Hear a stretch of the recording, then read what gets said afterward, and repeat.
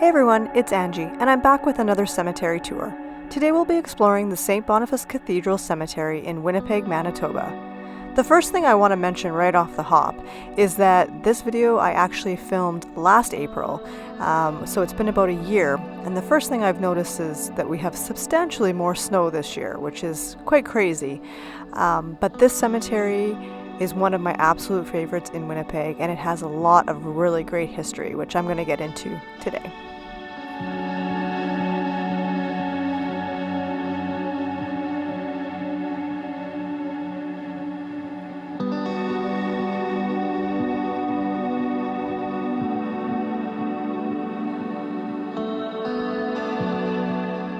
This cemetery is Western Canada's oldest Catholic cemetery. The first church that was built in 1818 served as a chapel, residence, and school. There have been a total of 6 churches on this site. The first, again, was built in 1818 and measured 50 feet by 30 feet. The second was built in 1819. The third was built in 1832 and was destroyed by a fire in 1860. The fourth church was built in 1862 and was torn down due to lack of space. The fifth church was built in 1905 and was destroyed by another fire in 1968, and I'll get into the history of that a little bit later. The sixth church was built in 1971.